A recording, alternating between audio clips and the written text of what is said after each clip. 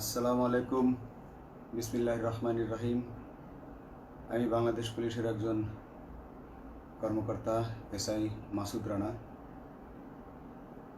আমি আপনাদের কাছে কিছু তথ্য তুলে ধরতে চাই, যেটা বাংলাদেশের মানুষ অনেক দিন ধরেই জানে না, বা তারা এ প্রশ্নের উত্তর খুঁজছে অনেক বছর ধরে, কিন্তু কোনো উত্তর খুঁজে পায়নি। আজকে যাকে সেনাবাহিনী থেকে অব্যাহতি দেওয়া হলো, মেজর জেনারেল জিয়াউল হাসান, যিনি এনটিএমসির প্রধান ছিলেন এবং তিনি র্যাবের অতিরিক্ত পরিচালক ছিলেন। অতিরিক্ত পরিচালক অপারেশন। তিনি মেজর থাকতেই র্যাবে ছিলেন এবং বাংলাদেশে যত গুম খুন হয়েছে, বিএনপি সহ অন্যান্য যারা অ্যাক্টিভিস্ট, সেই গুম খুনের সাথে জড়িত এই জিয়াউল হাসান। অনেক নেতাদেরকেই র্যাবের কালো গাড়িতে করে সিভিলে ধরে আনা হতো, এনে র্যাব ওয়ানের গোপন আস্তানায় তাদেরকে আটক রাখা হতো। এরপর তাদেরকে সময় মতো অজ্ঞাত স্থানে নিয়ে তাদেরকে হত্যা করা হতো এবং অজ্ঞাত স্থানেই তাদের লাশ হয়তো নদীতে ডুবিয়ে দেওয়া হতো, নয়তো তাদেরকে দাফন করা হতো, নয়তো অ্যাসিডের মাধ্যমে তাদের লাশকে গলিয়ে দেওয়া হতো। আমি 2014 অক্টোবর থেকে 2017 ডিসেম্বর পর্যন্ত র্যাব সদর দপ্তরে কর্মরত ছিলাম। তখন র্যাবের ডিজি ছিলেন বেনজির, যিনি আজকে দেশের হাজার হাজার কোটি টাকা চুরি করে, পুলিশের হাজার হাজার কোটি টাকা চুরি করে পালিয়ে গেছেন বিদেশে। তো আমি দেখেছি অনেক মানুষকে কিভাবে অন্যায়ভাবে গ্রেফতার করে নিয়ে গুম করে রাখা হতো। আমি রিসেপশনে ডিউটি করতাম। গুম হয়ে যাওয়া মানুষের স্বজনেরা আমার কাছে আসতো, কিন্তু আমাদেরকে কঠোর নজরদারিতে রাখা হতো। সিসি ক্যামেরার আওতায় ছিলাম, তাদের সাথে আমরা ওভাবে কথা বলতে পারতাম না। তাদেরকে কোনো তথ্য দেওয়া নিষেধ ছিল আমাদের জন্য। কিন্তু তাদের স্বজনরা আসলে এসে যখন এখানে কান্না করতো, আমি নিজেকে ধরে রাখতে পারিনি। আমি অনেকের স্বজনকেই তাদের স্বজনের, গুম হয়ে যাওয়া স্বজনের পরিণতির কথা জানিয়ে দিতাম।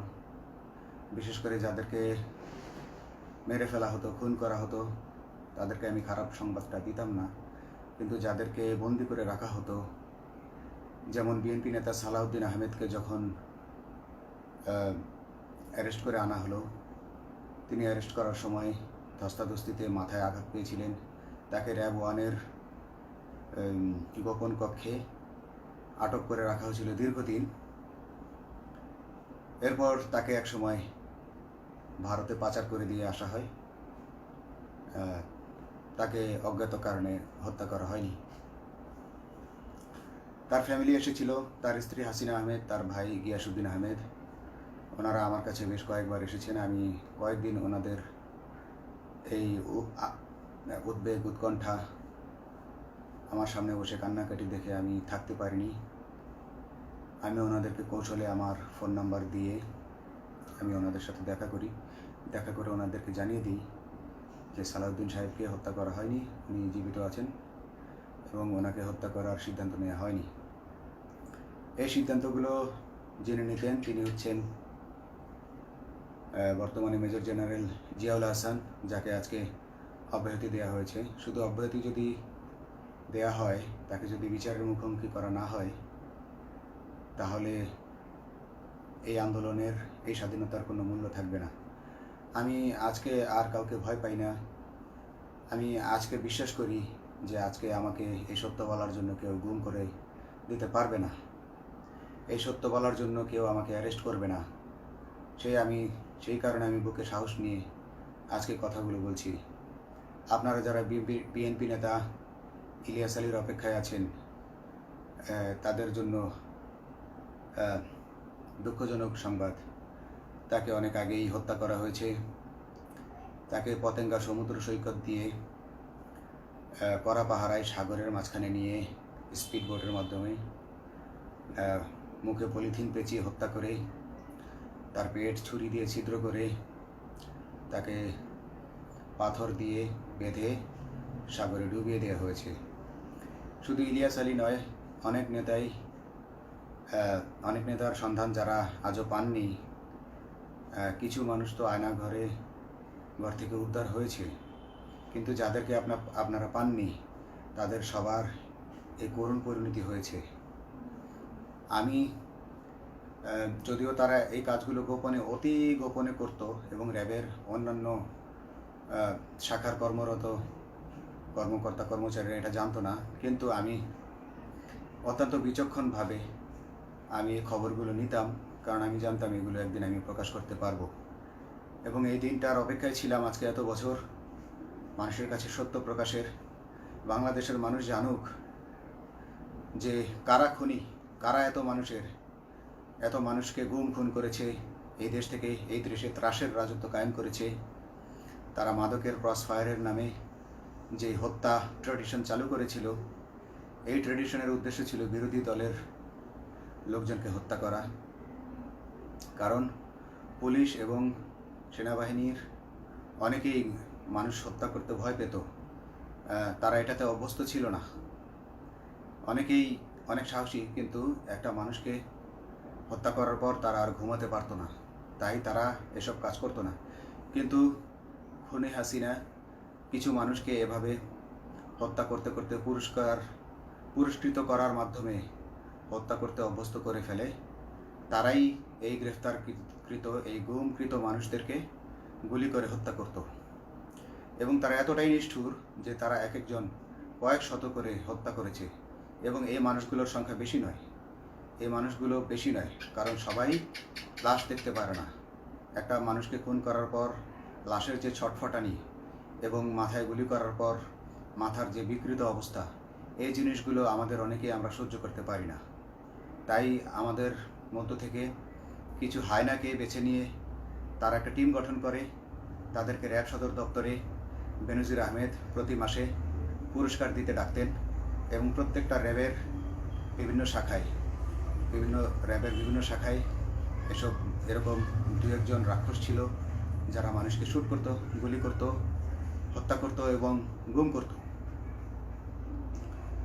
তারা এখনও আছে। তাদেরকে আমি নতুন সরকারের কাছে দাবি জানাবো, তাদেরকে বের করতে হবে, তাদেরকে বিচারের আওতায় আনতে হবে। না হলে এত শহীদের বিনিময়ে যে ফ্যাসিবাদ থেকে, যে স্বৈর শাসন, যে খুনি হাসিনার হাত থেকে আমরা মুক্তি পেয়েছি, সে মুক্তির প্রকৃত মূল্য আমরা পাবো না, প্রকৃত স্বাদ আমরা পাবো না। এই খুনিদেরকে বের করতে হবে, এই খুনিদেরকে বের করে আইনের আওতায় আনতে হবে। বাংলাদেশ পুলিশ কখনোই গুলি করতে অভ্যস্ত ছিল না। আপনারা জানেন একসময় পুলিশ যে গুলি করতো না, এটা নিয়ে অনেক ব্যঙ্গচিত্র ছাপা হতো পত্রিকাগুলোতে, যে গুলি না করতে গুলি খেলনার বন্দুকে পরিণত হয়েছে। তো কিন্তু সেই নিরীহ পুলিশকে রক্তপিপাসু হিসেবে শেখ হাসিনা তৈরি করেছে। তবে সবাই নয়, কিছু কিছু মানুষ। আপনারা দেখেছেন এবং এই আন্দোলনের ভিডিও ফুটেজ দেখলেও দেখবেন যে কয়েক শত পুলিশের মধ্যে কেবলমাত্র কয়েকজনই জনতার দিকে গুলি ছুড়ছে। তো আপনারা ঢালাওভাবে পুলিশকে আপনাদের আক্রমণের নিশানা বানাবেন না। নতুন সরকার অবশ্যই এর বিচার করবে। আমি আশাবাদী নতুন সরকারের কাছে। তারা যদি আমার কাছে কোনো তথ্য চায়, আমি তথ্য দেব ইনশাল্লাহ। এবং এই খুনিদেরকে, এই রাক্ষসদেরকে বের করতে হবে। প্রতিটি গুমের, প্রতিটি হত্যার সুষ্ঠু তদন্ত করলে এগুলো বের হয়ে আসবে বলে আমি আশা করি।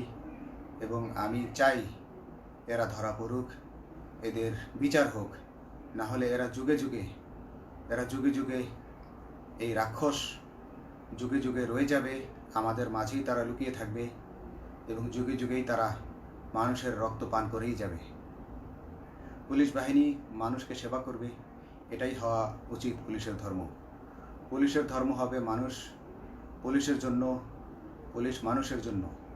উন্নত রাষ্ট্রের পুলিশ মানুষ যেভাবে পুলিশকে ডাকলেই পুলিশ 5 মিনিটের মধ্যে ছুটে যায়, তাকে সাহায্য করে। আমরা বিভিন্ন ভিডিওতে দেখি যে পুলিশ হাঁসের বাচ্চাকে রাস্তা পার করে দিচ্ছে, একজন অন্ধ মানুষকে রাস্তা পার করে দিচ্ছে। বাংলাদেশের পুলিশ এমনটাই করতে চায়, আমরা এমনটাই করতে চাই, কিন্তু সেই পরিস্থিতিতে আমাদেরকে রাখা হয়নি। আমাদেরকে রাখা হয়েছে দৌড়ের উপর, আমাদেরকে রাখা হয়েছে বিভিন্ন অন্যায় কাজের উপর, বিভিন্ন অন্যায় আদেশের উপর। কেউ যারা মেনেছে তারা ভালো ভালো জায়গায় পোস্টিং নিয়ে থেকেছে, যারা মানেনি তাদেরকে খারাপ খারাপ জায়গায় পোস্টিং দেওয়া হয়েছে, কারো চাকরি হয়ে হারিয়েছে, কাউকে সাসপেন্ড করে রাখা হয়েছে। আমি নিজেও একজন এমন বৈষম্যের শিকার, অন্যায় মিথ্যা মামলার শিকার হয়ে আমি নিজেও বর্তমানে সাসপেনশন অবস্থায় আছি এবং এই সাসপেনশন অবস্থায় থেকে আমি আল্লাহর কাছে শুকরিয়া জানাই, কারণ এই সাসপেনশন থাকার কারণে আমি ছাত্র জনতার আন্দোলনের সাথে সংযুক্ত হতে পেরেছি। আমি সবসময় আল্লাহর কাছে দোয়া করেছি যে আল্লাহ, তুমি আমাকে মুজাহিদ হিসেবে কবুল করো, আমাকে জিহাদ করার তৌফিক দান করো এবং আমাকে শহীদি মৃত্যু দান করো। এবং আল্লাহ আমার দোয়া কবুল করেছেন। আমি ছাত্র জনতার সাথে এই জিহাদে অংশগ্রহণ করেছি, ছাত্র জনতা সফল হয়েছে। আমি গর্বিত আমি এই আন্দোলনে একজন পুলিশ অফিসার হয়েও আমি অংশগ্রহণ করতে পেরেছি। তো যাই হোক, আমি চাইব যে বাংলাদেশ পুলিশের, র্যাবের যে সকল কর্মকর্তা অগণিত মানুষের গুম খুনের সাথে জড়িত ছিল তাদেরকে ধরা হোক, তাদেরকে আইনের আওতায় আনা হোক। আমাদের মতো অনেক অফিসার আছি যারা এসব কুকর্মের সাক্ষী, আমরা সাক্ষ্য দেব। আমরা এখন আর ভয় পাই না। আমরা আসলে যে ভয় পেয়েছি তা নয়, আমাদের বাহিনীতে টিকে থাকাটা জরুরি ছিল। জনগণের স্বার্থেই আমাদের বাহিনীতে থাকা জরুরি ছিল, কারণ আমরা যদি বাহিনী থেকে আউট হয়ে যেতাম তাহলে এসব তথ্য আমরা জানতে পারতাম না এবং জনতার কাছে পৌঁছাতে পারতাম না। জনতার কথা বলতে হলে, জনতার সাথে থাকতে হলে আমি পজিশনেও থাকতে হবে। এই জন্য অনেক কিছুই প্রকাশ করিনি, কারণ আপনারা ভালো মতোই জানেন যে অনেক সেনাবাহিনীর মেজরকেও গুম করে দেওয়া হয়েছে যারা মুখ খুলেছে। আমি তো একজন সামান্য সাব ইন্সপেক্টর, আমাকে গুম করে দেওয়া তাদের 1 সেকেন্ডের ব্যাপার ছিল। তো আমি এখন বিশ্বাস করি যে এখন সেই দিন, সেই কালো মেঘ সরে গেছে আকাশ থেকে, আকাশ মুক্ত হয়েছে, এই দেশ জালিমের শাসন থেকে মুক্ত হয়েছে। আল্লাহ তাআলা আমাদের উপর রহমত বর্ষণ করেছে। অগণিত মুসলিমের দোয়া আল্লাহ তাআলা কবুল করেছেন, অগণিত 18 কোটি মানুষের দোয়া আল্লাহ কবুল করেছেন। নইলে এইভাবে হঠাৎ করে 15 দিনের মধ্যে 15 বছর ধরে গড়ে ওঠা রাক্ষসের পতন ঘটা আল্লাহর রহমত ছাড়া, আল্লাহর রহমত ছাড়া এটা কখনোই সম্ভব হতো না।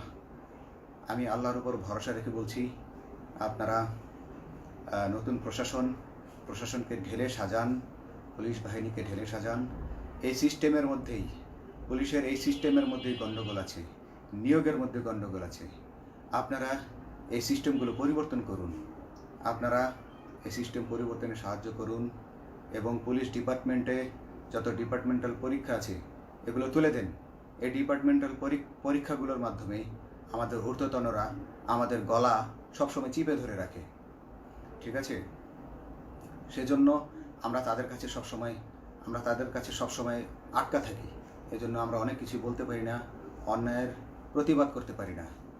তো এই সিস্টেম পরিবর্তন জরুরি। ডিপার্টমেন্টে কোনো পরীক্ষা থাকা যাবে না।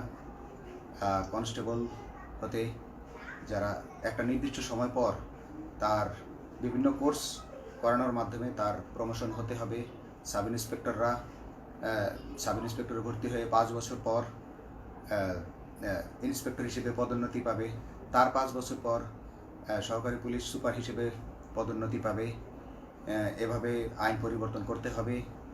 তাদেরকে দক্ষ করে গড়ে তোলার জন্য বিশেষ কোর্সের আয়োজন করতে হবে এবং সৎভাবে বাঁচার জন্য সঠিক বেতন কাঠামো এবং ভালো কাজের জন্য পুরস্কার এর ব্যবস্থা করতে হবে।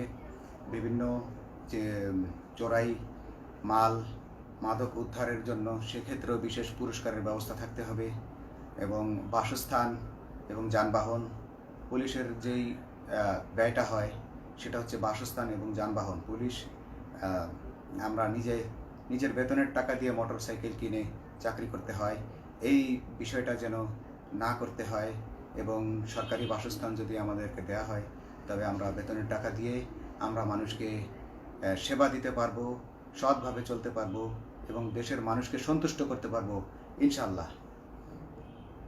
তো আমি আপনাদেরকে প্রথমে যেই তথ্যগুলো দিয়েছি গুম খুনের বিষয়ে, আপনারা এই তথ্যগুলো অনুসন্ধান করুন, অনুসন্ধানে টিম গঠন করুন। প্রত্যেকটা গুম খুনের বিচার হতে হবে এই দেশে। যারা আটক ছিলেন অনেকেই হয়তো এখন আয়নাঘর থেকে মুক্তি পেয়েছেন, কিন্তু যারা দুর্ভাগ্যের শিকার হয়ে মৃত্যুবরণ করেছেন তাদের আত্মীয় স্বজনরা, তাদের প্রতি আমার সমবেদনা রইল। তারা জোর দাবি তুলুন, তারা সবাই সরকারের কাছে আপনাদের পরিবার পরিজনের নিখোঁজ হওয়ার বিষয়টি তুলে ধরুন, আপনারা জোর দাবি জানান এবং গুম খুন তদন্তে একটি তদন্ত কমিটি গঠন করা হোক, যেখানে কোনো পুলিশ বা সেনাবাহিনীর সদস্য থাকবে না। এটা হতে পারে বিচার বিভাগীয় তদন্ত বা অন্য কারো মাধ্যমে, কিন্তু এই হায়নাদের এই খুনিদেরকে বের করুন, বের করে এদেরকে শাস্তির আওতায় আনুন, তবেই এই পাবে তারা তাদের তাদের বলিদান সফল হবে। আসসালামু আলাইকুম।